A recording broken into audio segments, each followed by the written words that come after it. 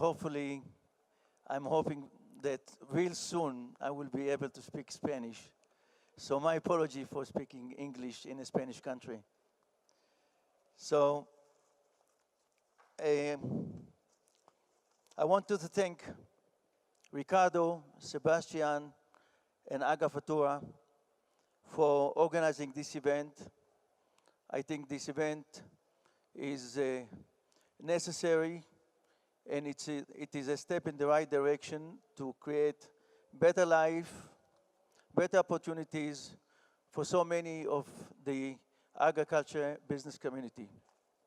I want to thank my people that here with me, that supporting me,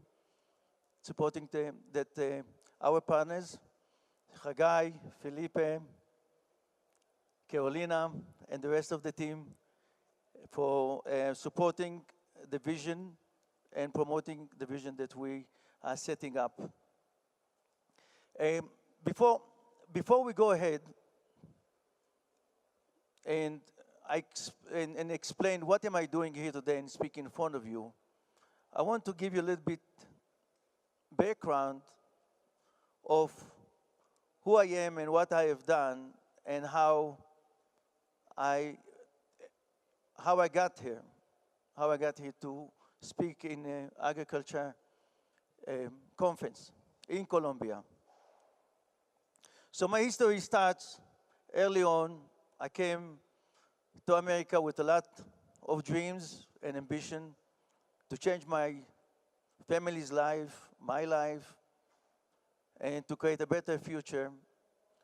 And I came to America practically nothing. $800 in my pocket or so, $1,000 in my pocket. But I had a lot of ideas, a lot of dreams that I'm going to do something different. Over the years, I was able to build different businesses in different areas, in logistics, in fashion, in art,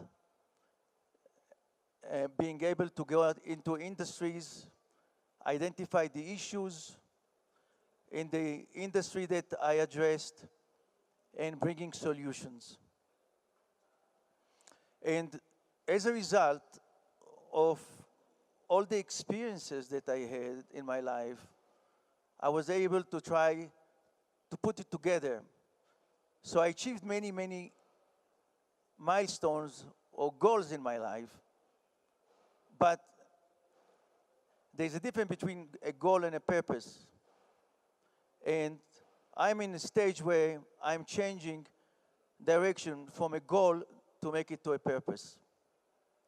What I got from society, the gift that I got from up there, I want to give back.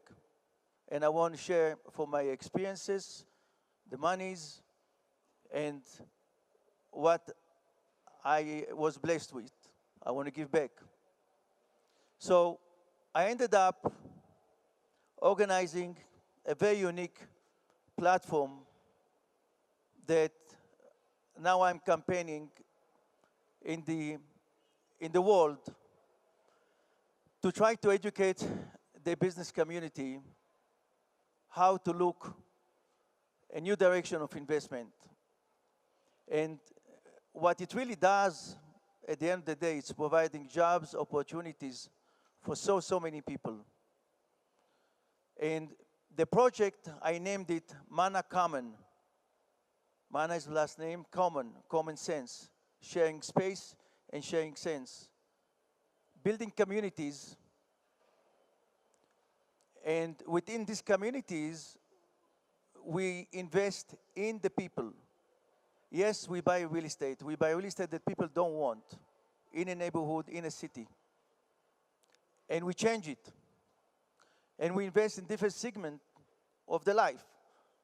The high tech, the fashion, the business trades, the restaurants, and all kind of platform underneath. So what really it does, it changes the macroeconomic of cities. And this is a project that we've been working on it for the last few years, putting the experiences and the real estate into this concept. And in Miami, and we've done it in Jersey City, we're doing it. It's the biggest art center in America where artists work, create, sell, legacy libraries, museums, and the connection between the buyer and the artist get limited. And we're building a platform that really aimed to connect the artist to the ultimate buyer, and the ultimate buyer and the artist will dictate the price of the arts. From there, it's a 2 million square feet abandoned neighborhood in Jersey City, and this made a big change in Jersey City. We're adding there the fashion with the art, thousands of units, micro units, targeted for the millennials to come and plant and start a life. In Miami, we have a different objective, but similar. We went to Wynwood. It's an area where it's abandoned, and we set up the goal to build the cultural infrastructure of Miami in Wynwood. And 7 years later, Wynwood became the cultural hub of Miami. And we are going towards building the facilities to support this so-called cultural infrastructure. But we had another mission, and the mission to bring business. You can create a culture as much as you want, but if there's no business to support it, nothing's going to happen. And we came up with the idea because I've been traveling the world, interacting with people, and I've noticed that everybody going from physical to digital, but nobody want to do anything on the physical level. And Miami desperately needed business diversification. So we came up with the idea to build a global trade hub to facilitate the trades between the Far East, South America, and America. Because Miami has a very unique character. There's no reason that Miami will not become like the Hong Kong of the Far East. Miami is the capital of South America. It's multicultural. It's first exit from the Pacific, across the Panama Canal, 50 million tourists in and out to the ports, great airports. So the vision was to create this global trade hub to enhance trade between China, Far East, South America, and America. I'm a great believer in South America. And I am campaigning for South America every time I speak up, because I think the future of South America and the future of America is one. And instead of building walls, I am campaigning, I'm telling America, build manufacturers over there, support the local economy. They're not going to come because they're going to have a job. Let's the Mexican got their own dream.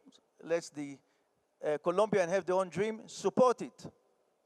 What we have done in the past made America great. We reached out to countries, invested in the countries, and we took back exchange trades. So the future of America is embedded in South America, and in America is one. And I'm a great supporter of this vision. So the trades supposed to come from Miami and to build multiple showrooms, different verticals, with support of the banking, legal, and make complete ecosystem that will manifest business between the continents. And we're working on it. We're working on China, on different corporations, on many companies, cities, and we are in the early stage, although it's few years, but we're working towards making it happen.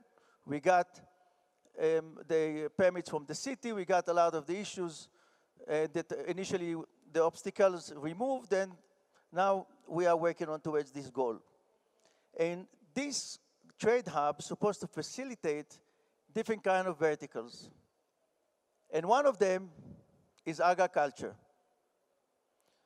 So me coming here and studying the agriculture issues, and it's really shocking because, and it's also very much of concerns for me where we're heading with the agriculture business.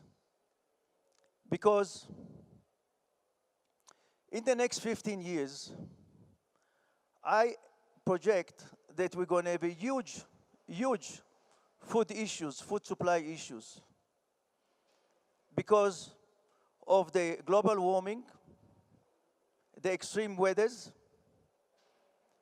We are recording in these days in Australia some 120 degrees, in Japan full month, heat waves, and as a result we're going to have a lot of droughts, we're going to have a lot of floods, and this is going to create a crisis in the future. And in order to solve crisis, and when the food supply is shortening and the land is shortening, it's always 5, 6, 7, 8, 10 years in advance.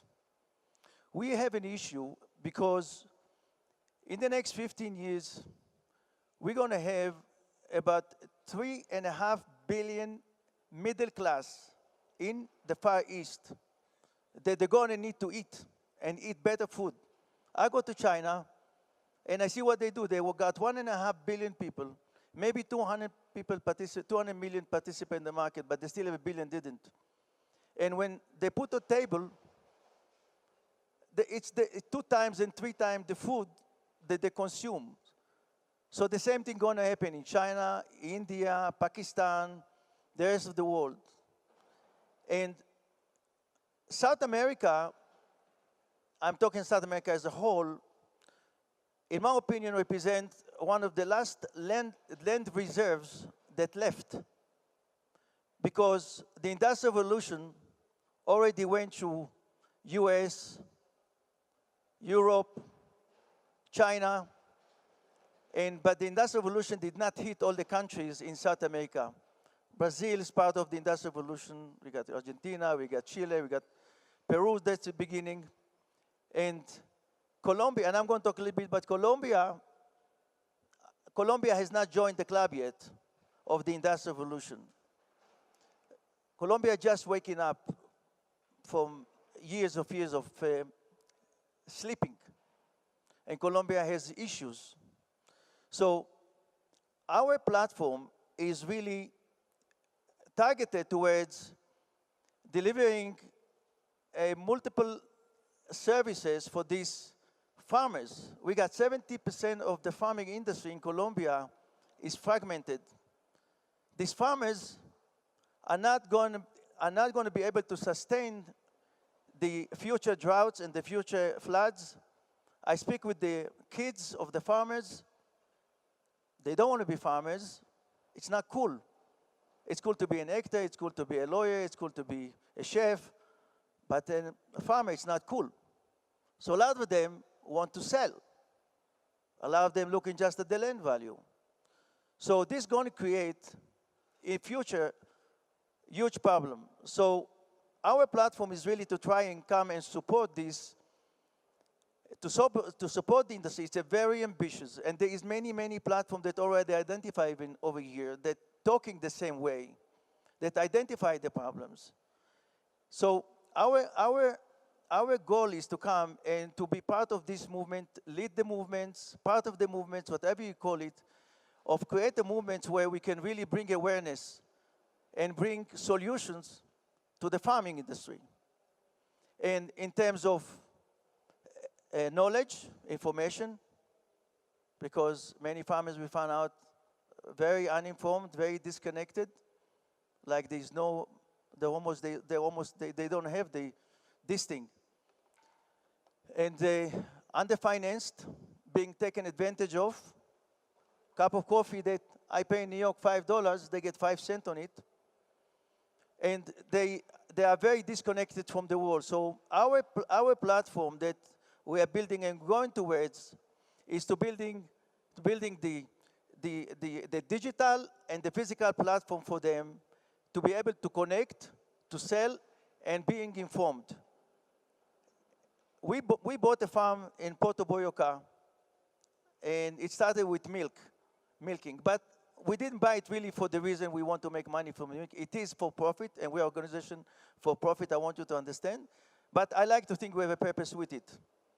And we bought a farm, and it's one of the most modern farms of start technology in Colombia for raising, for milk and raising cows. It's not for sale or anything. It's just creating the milk, making the milk. And our platform offer for the people in the area all the knowledge and all the education that we obtain, that we bring into the area. It's open for the whole area. And a little sample that Chagai, he did, and I was very proud of him. When he came there, he asked the people, what are the workers get? How many days vacation? They get 2 days vacation a month. Chagai said, no. We do 2 days a week. And that's what they get. He organized the workers breakfast with the eggs, chicken, they come eat breakfast together as a group. Very fast, everybody wanted to work for us. You know what happened? All the other farms say, okay, we do 2 days a week. So this is the change that we created from a little farm relatively in Puerto Boyacá. And the message that we want to carry throughout is to be able to get people more aware and more educated, and to make them and to help them succeed in business. I've seen many situations of farmers planting his stuff and coming, he doesn't know where to sell it, because still Colombia doesn't have the infrastructure and the knowledge, the Colombian farmers, of exporting. The whole world, Colombia entire export is $7 billion today. That's nothing. That's nothing for what Colombia has. It got one of the largest land reserves with many products that they can produce, many specialty product. Farmers also do not know that they can, from their crop, they can also create product and sell it. So all kinds of stuff that we can really, as educational platform, and a platform that really can encourage, and this is what we're encouraging, and I call it 4C, 4C the future. It's collaboration, connection, communication, and compassion. The result of our life today is the outcome of the industrial revolution that we experienced in the last 200 years. And the industrial revolution brought a lot of good, but brought a lot of bad. And our goal is really to come and to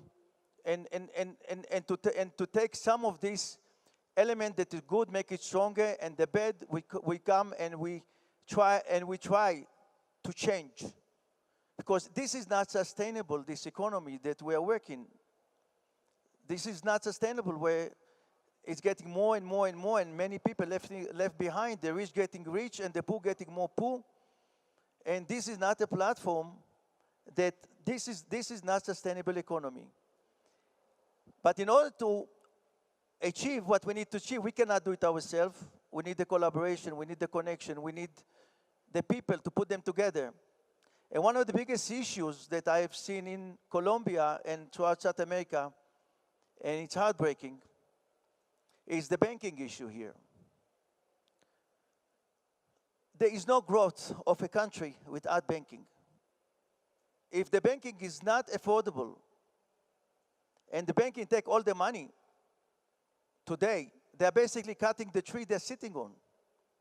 So they have, I don't understand, and I'm trying to sort out, why does a farmer have to pay 20% and 25% and 30%?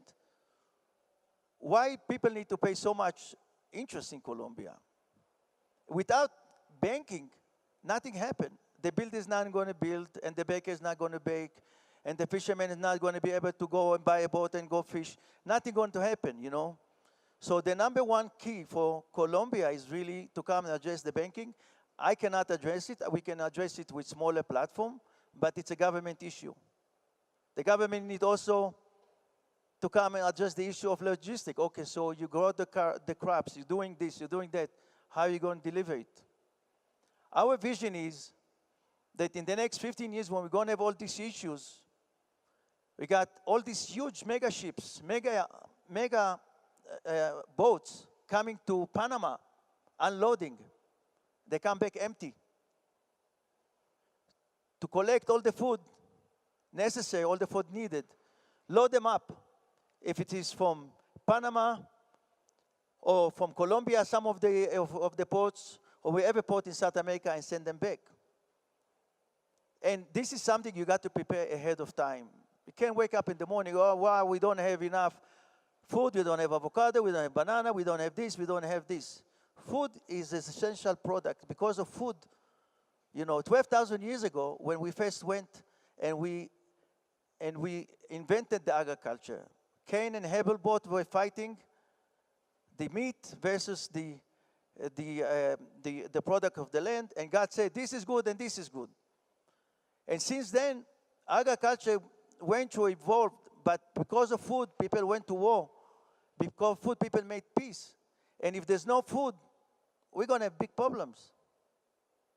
So today, our society, what we speak, when I speak about, I try to raise awareness. I try to get people to understand, you know, that we cannot take advantage of the farmers, and when the farmer is the owner of the farm, because the society take advantage of him, and then he need to take advantage of the people working below. And this is the modern slavery. I've seen how they live. I've seen how they work. I've seen what they get. This is modern slavery. We are back to the feudal time. So there's many components that need to be addressed, and I'm not here to address all of them right here, but I want you to just to think, you know, and that's what we put, that's what I wrote, you know. It's at the end of the day, it's a cycle of energy. It's a cycle of energy. From the moment that you put the crop, all the way they come to our mouth, it's energy. We take the food, we put it in our mouth, and we translate it to energy. We take the cow, we feed the cow, and the cow breaks to energy. And we take the cow, we eat the cow, and break it to energy. So we got to be compassionate for those who are really working and doing and creating. And something lastly that I need to, before I get off the stage here, I need again again, the land that we take the crop that feed us, this is like the mother. The land, this is like our mother. This is,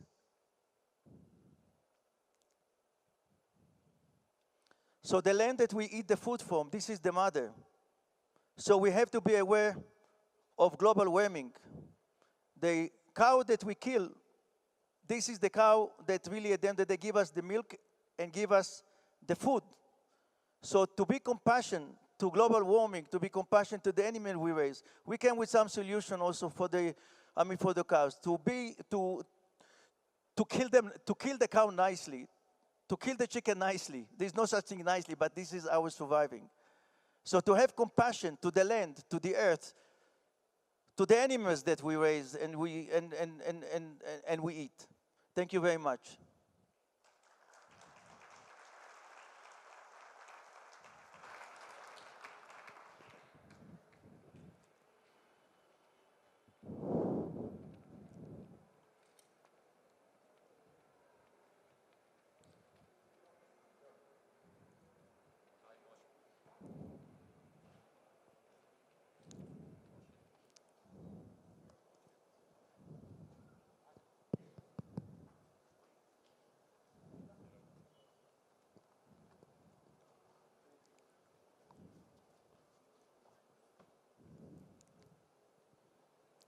Moishe.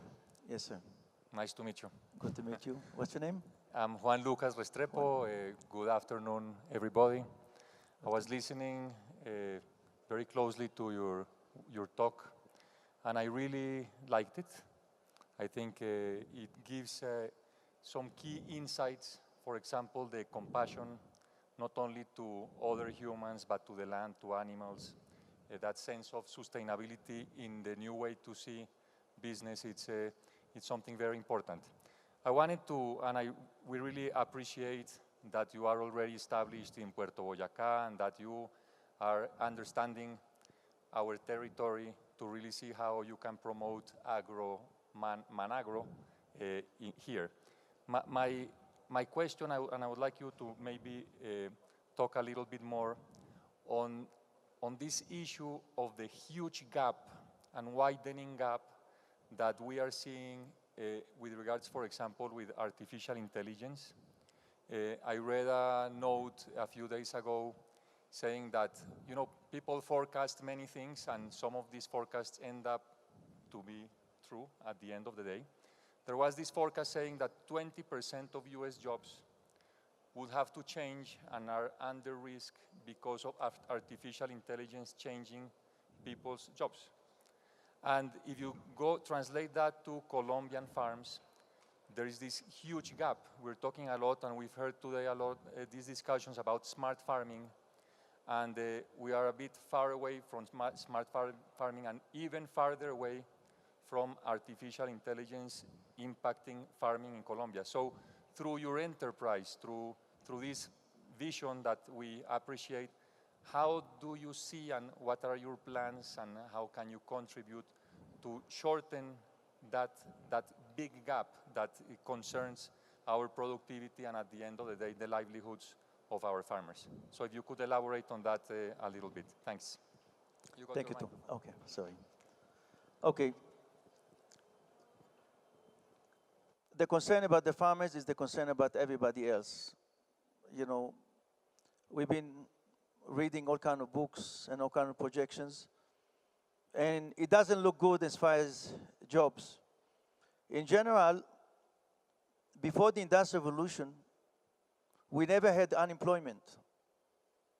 We didn't have such thing, retirement,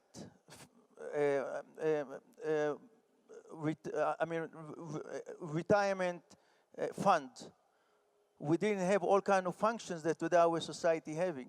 Unemployment office, because everybody was working within his neighborhood, within his own ecosystems, and everybody was working. As Industrial Revolution moved, and people migrated away from the neighborhoods and everything started breaking down, and the innovation of machinery and industries, many people found themselves without a job. And today, more and more, and this is one of the most painful points for me, when people, they go to school, they do what they were asked to. They finish top of the class. They sacrifice so many years of education. Their parents put all the money in them, all the last savings in them. And then they go out and they don't have jobs. And then if they find a job, then they cannot afford the apartment because the apartment is too high. So they need to go and compromise for another job. So this is what we see that's really affecting our society severely, of the lack of opportunities for those people who are doing what they were asked to do. And we are going to have in the future a huge social issues. Today, because if you are disconnected in your own town, in your own city, and you do not know and you're not educated, can't do much, you don't know what exists. But when you know what's happening on the other side, this is going to bring a lot of social unrest. I grew up in a poor neighborhood. I never knew that I was poor. I knew that I was poor only when I went to study in the higher schools and I saw what the other kids have. So this is going to bring a lot of social unrest in our society. And the question is, how are we going to address it today? I see now this young generation, middle class coming up in Colombia, they're so much eager, they want to do. I go to Korea, they want to do. Some countries compete better, some countries compete less. Korea, average person was went from $500 a month 20 years ago. They are already at 6,000 a year. They're already at $40,000 a month average, per capita, per person. The government was big help for them. The whole America, South Korea relations help a lot, the banking and everything else. And it's all come to banking. I don't know how many of you knows that the 1800, China used to be the center of trades, the Far East. Trade used to be on cash basis, just like here, because the banking don't extend credits. But when the West created the vehicles for investments and created the banking, they took all the trades towards Europe, towards America. America, at the end of the day, doesn't have much of an invasion of American people. It's really have the financial structure that enable many, many people come from many countries to come to America and execute their knowledge in America. So, to your question, we can do little. Nobody can come and change everything, okay? I mean, each one at this painting, if we want to make it, we make our own what we can do within our limits. But definitely, I encourage organizations, I encourage farmers, I encourage people to go and join together and see the needs that are coming up and go and ask for the government. That's what we want. Go to the local politician. That's what we need. Organize together. I wrote a manifesto, and I put like this with the fist, because we're going to raise money to do our project, the Mana Common, many cities, and connect the cities. So the bankers come say to me, Moishe, a fist, that's not nice. That's revolution. I said, no, it's not revolution. This is fingers when they're separate. It's different when they're together. Together we can get much more. Also, yes, I am upset because the Industrial Revolution took us from so much together to so much alone. Private car, private home, private office. Me and the government. Me by myself, I cannot pay the mortgage, I'm out on the street.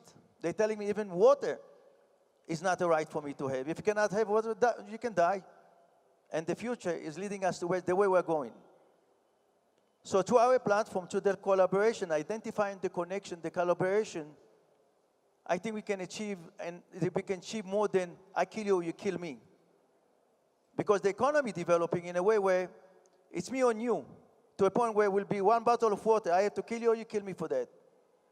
We're not going in the right direction if you take this line of more and more competition, more people, less food, less resources, less jobs, less. Take the whole line. The line doesn't look good. We're going to go back to the jungle time. We need to kill each other. So, to your question, yes, the future does not look good.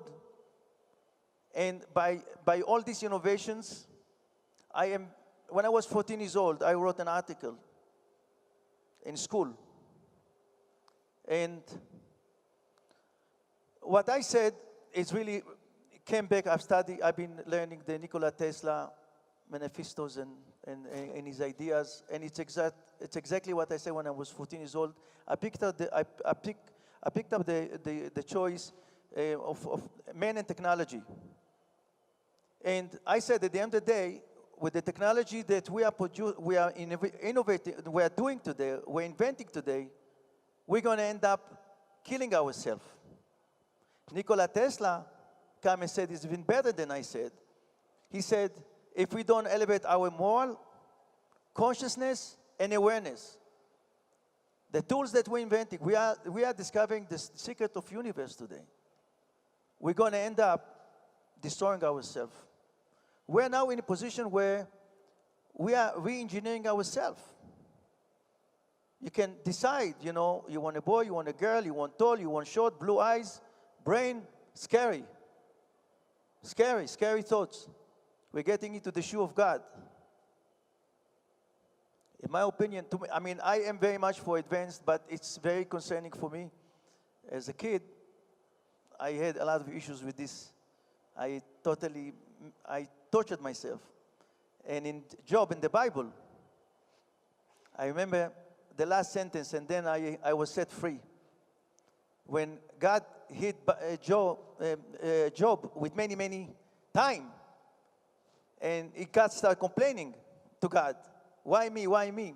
At the end, he says, and I'm translating to English, it stays in my head, the fear of God is wisdom, and stay away from the way of God. I walked out that class very happy. I said, I don't need to look forward. I have to be today, and not to get into the shoes of God. But unfortunately, we are getting into the shoes of God, and I do not know how long we're going to survive. Another 100 years, 50 years, the atomic bomb's not in stable hands. Trump, Putin, Bibi Netanyahu, not stable hands. So, and many others. So, we do what we could do in this lifetime to leave a better world for the next generations and be more aware and more conscious and more compassionate for each other. That's what we could do.